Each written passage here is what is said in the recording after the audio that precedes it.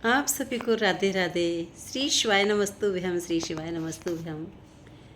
तो मेरे प्यारे भाइयों और बहनों, आप सभी को बताएं कि सावन का प्यारा सा महीना लग चुका है, जो हमारे भोलेनाथ का प्रिय है और आदि शक्ति का प्रिय है।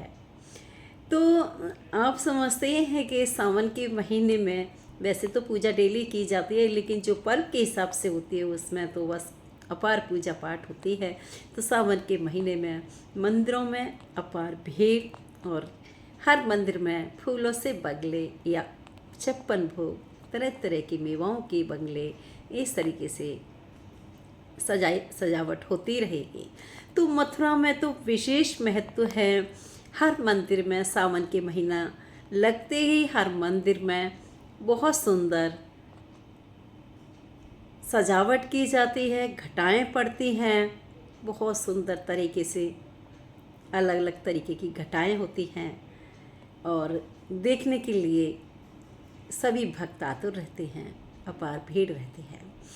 तो अब भोलेनाथ की जो पूजा की जा रही है और कांवड़ यात्रा भी चल रही है, कितनी आस्था है हमारे सनातन धर्म में, क्योंकि एक शिव ही ऐसे हैं जो शक्ति है, एक ज्योतिर्लिंग है, एक ज्योति है, आदि शक्ति साथ में है। दोनों की सेवा पूजा एक साक्षात है, जो मांगते हैं वही मिलता है। 16 सोमवार का व्रत किया जाता है अपनी इच्छा पूर्ण करने के लिए, वर मांगने के लिए और भी बहुत सारी इच्छाएं पूर्ण करने के लिए 16 सोमवार का व्रत किया जाता है। उसके बाद हमारा मंगला गौरी का व्रत चलता है, साथ में ही मंगलवार का होता है।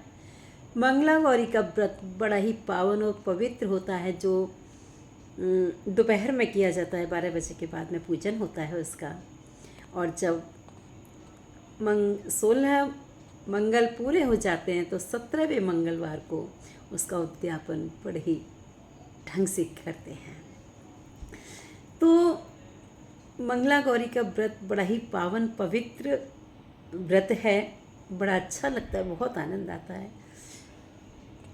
हम 16 तरीके से हम सामान लेकर जाते हैं, 16 श्रृंगार, 16 चने की दाल, 16 किशमिश, 16 इलायची, 16 सुपारी, 16 कमलकट्ठा, 16 मतलब हर जो भी आइटम होता है वो 16 होता है। चने चावल के दाने हैं, काले तिल हैं, मीठा प्रसाद है और इसमें विशेष चलता है खीर का प्रसाद, क्योंकि आप सभी को पता है कि लक्ष्मी जी को खीर बहुत पसंद है। चाहे दिवाली हो, चाहे नवरात्रि हो, कोई भी पर्व होता है लक्ष्मी जी का तो खीर ही संभव होती है। तो इसमें खीर का प्रसाद चलता है, हर मंगलवार को पूजा के साथ लेकर जाते हैं।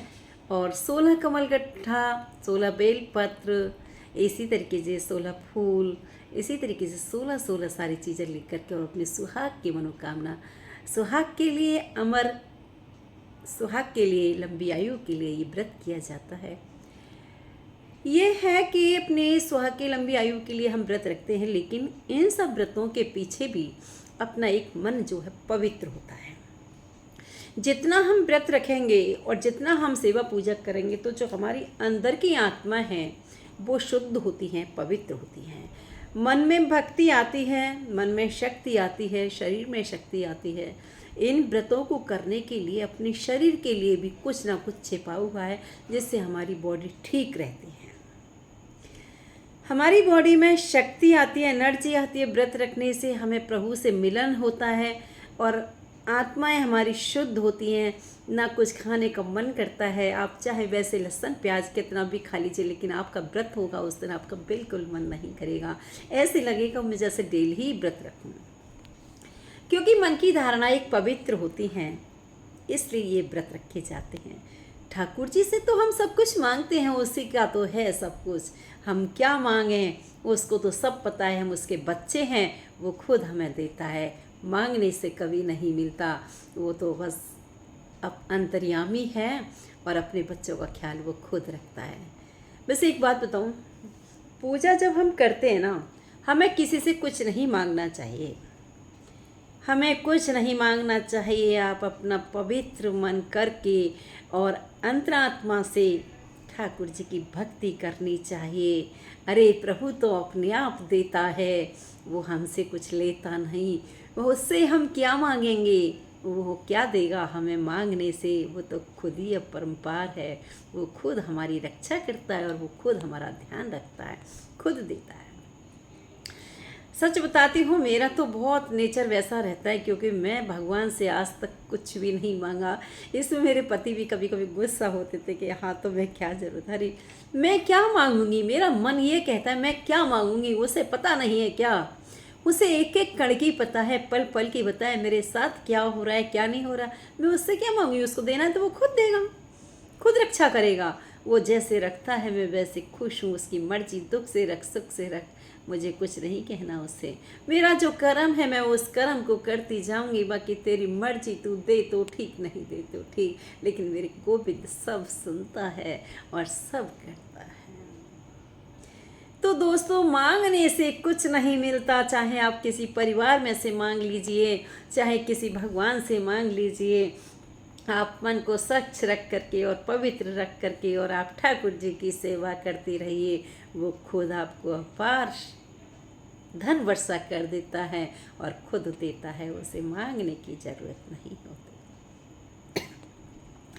सावन का महीना जो लग गया है वो देखने दिखाने लायक है। हर भक्त के अंदर भक्ति की भावना बह रही है। बस ये आतुर हो रहे हैं कि हम कांवर लेकर जाएं, कि भोलेनाथ को बेल पत्र चढ़ाएं या जल चढ़ाएं, धतूरा चढ़ाएं, पुष्प चढ़ाएं, काले तिल चढ़ाएं या उड़द चढ़ाएं, जो जिसके मन पे आती है वो चढ़ाते हैं, वो सेवा पूजा करते हैं। कुछ भी चढ़ाइए, भोलेनाथ को सब मंजूर, क्योंकि उनका नाम ही भोलेनाथ है। बस अपना मन साफ रखिए और कुछ नहीं चाहिए ठाकुर जी को। आप बोल दीजिए बेलपत्र मेरे हाथ में, आप ऐसे कर दीजिए उनको, वो बेलपत्र चढ़ गया। कोई भी वस्तु है आप ऐसे ही मन से चढ़ा दीजिए, प्रभु स्वीकार करते हैं।